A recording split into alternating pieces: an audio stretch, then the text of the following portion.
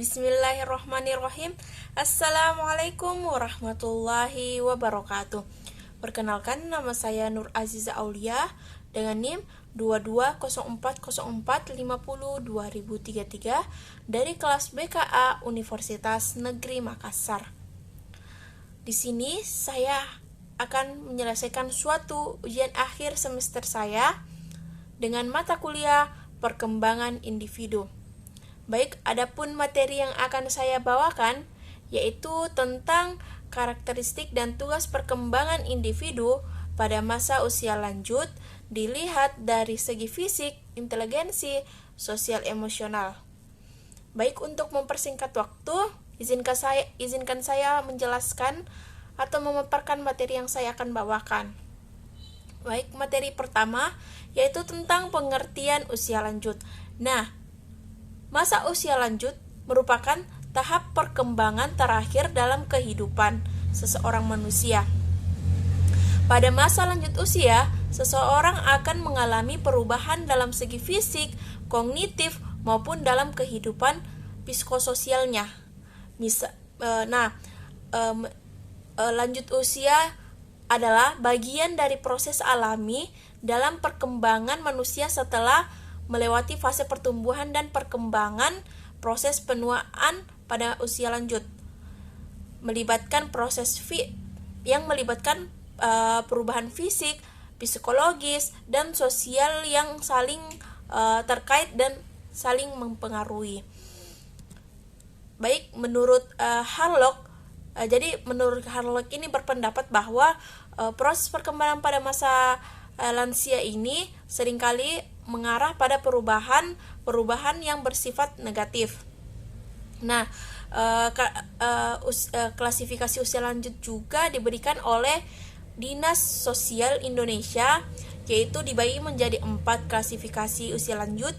Yang pertama, young old, adalah kelompok usia antara 60 sampai 69 tahun.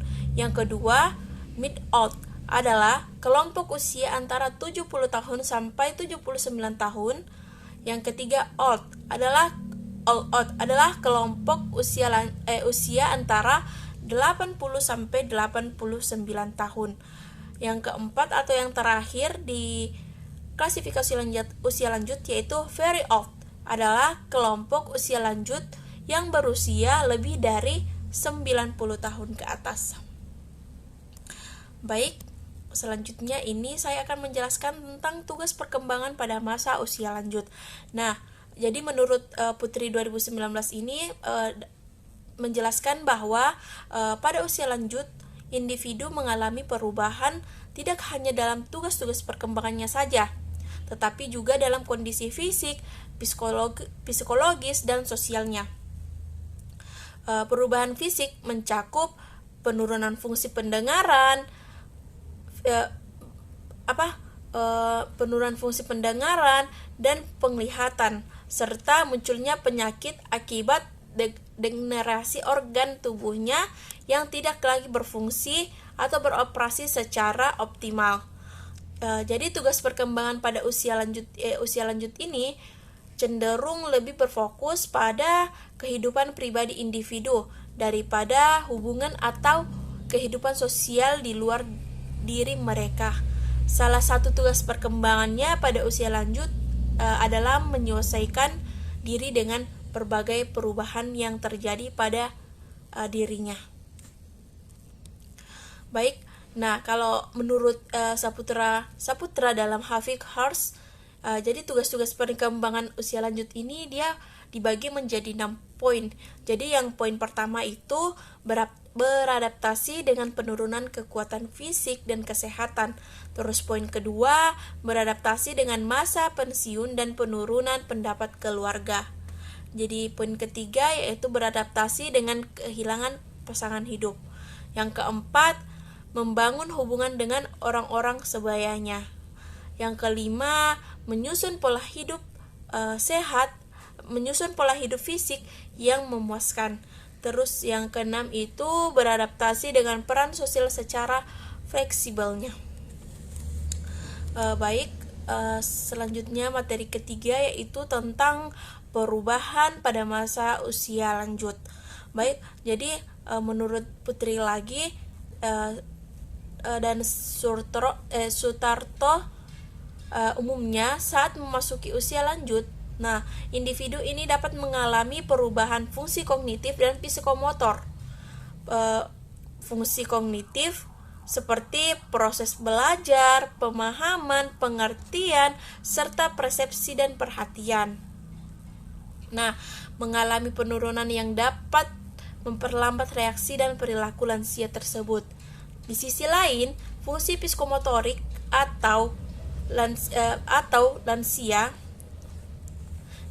atau di sisi lain, fungsi psikomotorik atau kognitif yang mencakupi dorongan kehendakan seperti tindakan, koordinasi, dan gerakan juga mengalami penurunan sehingga membuat lansia menjadi kurang cekatan. Penurunan kedua yang saya sebutkan tadi berkontribusi pada perubahan aspek psikososial lansia yang terkait dengan kondisi kepribadian mereka sendiri. Terus yang selanjutnya ini perubahan pada masa usia lanjut ini dibagi menjadi 3 poin. Jadi setiap poin ada kutipannya. Jadi kondisi yang pertama itu poin pertama kondisi fisik, yang dimana menurut Putri sendiri kondisi fisik ini sering menghadapi tantangan utama dalam bentuk perubahan fisik seperti penurunan fungsi pendengaran, penglihatan, serta munculnya penyakit akibat degenerasi organ tubuh yang tidak lagi bekerja optimal atau berfungsi lagi. Nah, beberapa ciri khas perubahan pada masa usia lanjut termasuk tumbuhnya ubun, keriputnya kulit, penurunan berat badan, dan kehilangan gigi yang menyebabkan kesulitan lansia untuk makan. Terus poin yang kedua yaitu masyarakat umum seringkali menganggap lansia ini sebagai individu yang fisiknya lemah, loyo, sering lupa, berjalan membungkuk. Nah, ini orang-orang dianggap tidak lagi bermanfaat dan sangat bergantung pada orang lain. Baik, yang ketiga itu menurut Surti 2017. Jadi menurut Surti ini lansia ini memiliki 5 kegiatan sehari-hari yang esensial, yaitu yang pertama itu makan, mandi, berpakaian, mobilitas dan toileting. Nah, untuk dapat melakukan kegiatan 5 rangkaian tersebut ini secara mandiri, lansia memerlukan pengetahuan atau kognisi yang dapat mempengaruhi perilaku mereka dalam mencapai kemandirian dalam melakukan activity of daily living atau ADL. Nah, keterbatasan waktu, dana, tenaga, dan kemampuan untuk merawat diri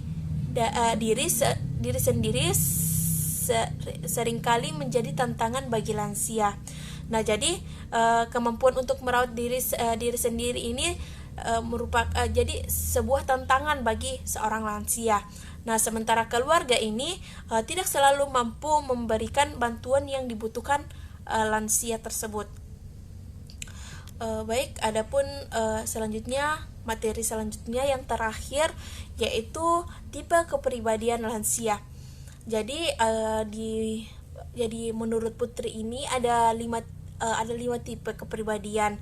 Jadi beberapa perubahan tersebut dapat dibedakan berdasarkan 5 tipe kepribadian, yaitu yang pertama itu tipe kepribadian konstruktif atau constructive personality. Nah, constructive personality ini adalah kepribadian yang stabil dan tidak banyak mengalami gejolak emosional saat menjalani kehidupan hingga usia tua. Individu dengan tipe konstruktif personality ini cenderung tenang dan mantap dalam menghadapi berbagai situasi yang mereka hadapi atau situasi kehidupannya. Terus yang kedua yaitu tipe kepribadian mandiri atau bisa disebut independent personality. Nah, independent personality ini adalah lansia memiliki kecenderungan untuk mengalami post-war syndrome, terutama jika tidak diisi dengan kegiatan yang memberikan rasa otonom pada diri lansia selama masa usia lanjutnya. Nah, kepribadian ini cenderung ingin tetap aktif dan merasa penting meskipun telah memasuki masa usia lanjutnya. Nah, begitu. Jadi, yang poin ketiga ini tentang kepribadian tergantung atau bisa disebut dependent personality. Nah, dependent personality ini sangat dipengaruhi oleh kehidupan keluarganya. Jika hubungan keluarganya harmonis, individu pada masa usia lanjut ini dapat menghadapi masa usia lanjut tanpa namun kehilangan pasangan hidup dapat menyebabkan penderitaan yang mendalam bagi individu dengan tipe kepribadian ini. Terus tipe keempat yaitu tipe kepribadian bermusuhan atau hostility personality. Nah, hostility personality ini individu dengan hostility personality ini lansia tidak puas dengan kehidupannya meskipun keinginan yang tidak realistis yang dapat meskipun telah memasuki usia lanjut. Individu dengan tipe ini seringkali memiliki keinginan yang tidak realistis yang dapat mengganggu stabilitas ekonomi mereka sendiri. Terus tipe kepribadian kelima yaitu kritik diri atau self-help personality. Nah, self-help personality ini sering terlihat sedih, murung, seringkali disebabkan oleh perilaku mereka sendiri yang sulit menerima bantuan orang lain. Hal ini dapat menyebabkan mereka merasa menjadi beban bagi orang lain tersebut. Baik, selanjutnya itu tipe kepribadian ini. Jadi ada dua. Jadi tadi itu menurut Putri 2019, yang kedua ini menurut Putri dalam Nugroho dalam Suryanto 2010. Tipe kepribadian ini dikelompokkan menjadi 5 tahap. Jadi yang pertama itu tipe arif bijaksana. Nah, tipe arif bijaksana ini adalah kepribadian yang kaya akan pengalaman hidup, mampu menyesuaikan diri dengan perubahan zaman, dan bersikap ramah serta rendah hati. Lansia dengan tipe ini sering menjadi panutan bagi keluarga dan masyarakat sekitar karena bijaksana dan kedewasaannya. Terus yang kedua yaitu tipe mandiri, yang dimana tipe mandiri ini mencerminkan kepribadian dirinya yang selalu selektif terhadap pekerjaan dan cenderung fokus pada kegiatan tertentu. Nah, lansia ini tetap aktif dan terlibat meskipun dalam menjalani kehidupan sehari-hari.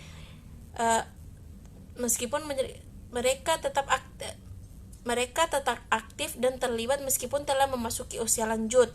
Nah, menjaga kemandirian dalam menjalani kehidupan sehari-harinya. Terus tipe ketiga itu tipe tidak puas, yang dimana lansia ini cenderung memiliki konflik baik secara lahir maupun batin terhadap proses penuaannya. Nah, mereka menantang secara aktif segala bentuk perubahan yang terkait dengan penuaan dan mungkin merasa frustasi dalam ketidakmampuannya untuk mengontrol prosesnya. Terus tipe keempat yaitu tipe pasrah. Nah, di mana lansia menggambarkan kepribadian yang menerima keadaan dengan pasrah dan menunggu nasib baik tanpa banyak perlawanan. Nah, mereka menerima perubahan yang terjadi pada diri mereka dengan tenang dan tidak berusaha untuk mengubahnya.